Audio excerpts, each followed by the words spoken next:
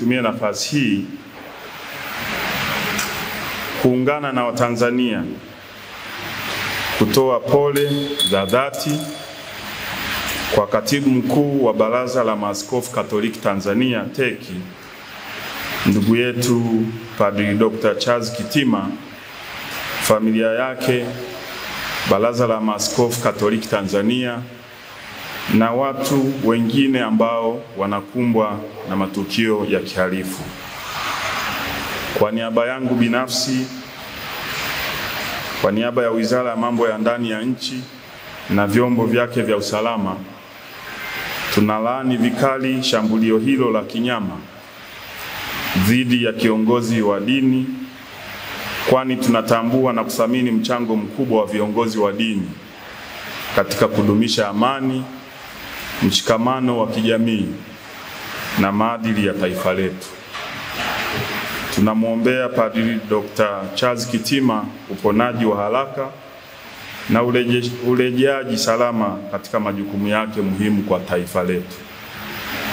Kama wote tunavyofahamu, wizara yetu ndiyo yenye jukumu la kusimamia usalama wa raia na mali zao, na kazi hii hufanywa na vyombo vya usalama ili kuhakikisha nchi yetu inaendelea kuwa katika hali ya amani, utulivu na usalama.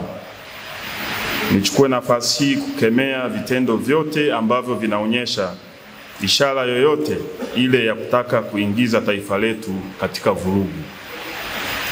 Hili kamwe halikubaliki, halivumiliki, na tutachukua hatua kali sana za kisheria. Kumekuwepo na waraka feki leo mchana uliosambazwa kwenye mitandao ya kijamii ukidaiwa ni waraka wa Baraza la Maaskofu Tanzania. Baraza la Maaskofu Tanzania kupitia taarifa yake kwa umma imekanusha kuwa waraka huo haukutolewa na TEC na kuwataka wananchi, waumini na watu wote wenye mapenzi mema kupuuza kabisa waraka huo. Wizara ya Mambo ya Ndani ya Nchi inakemea vikali na kulaani tukio hili lililofanywa na watu waovu na wenye nia ovu ya kuchonganisha kanisa na serikali. Wizara kupitia vyombo vyake vya usalama itafanya uchunguzi wa haraka ili kuwabaini wahalifu walioandaa taarifa hii, kwa kuwa huu ni uchochezi na uhalifu kama ulivyo uhalifu mwingine, na pia ni kutumia mitandao ya kijamii vibaya.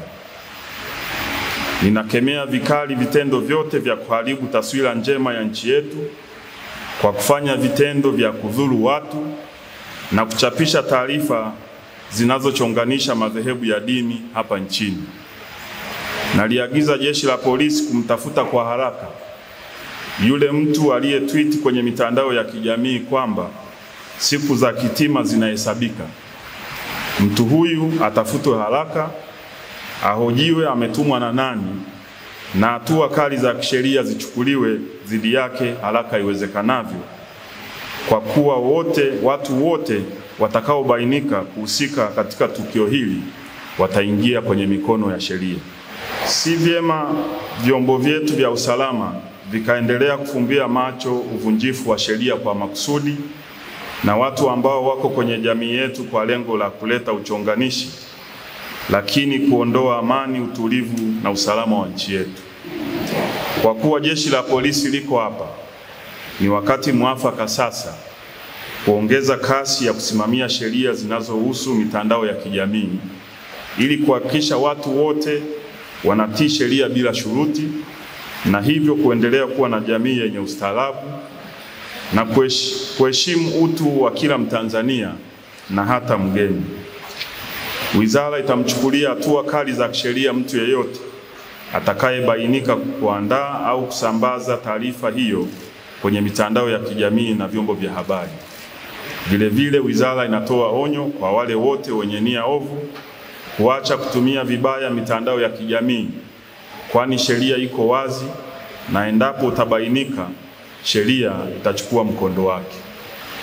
Ninawaagiza watendaji wote wa vyombo vya usalama na wizara kuhakikisha wanatekeleza wajibu wetu wa kusimamia usalama wa raia na mali zao kwa kuzingatia weledi, sheria za nchi na kuhakikisha nchi inaendelea kuwa salama.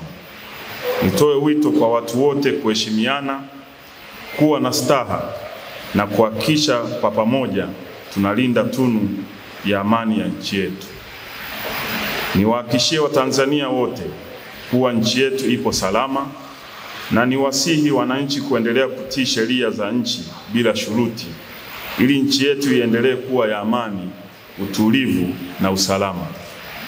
Naliagiza Jeshi la Polisi kuhakikisha uchunguzi wa kina unafanyika na kuchukua hatua zinazostahili dhidi ya wahalifu wanaotaka kuvuruga amani ya nchi yetu.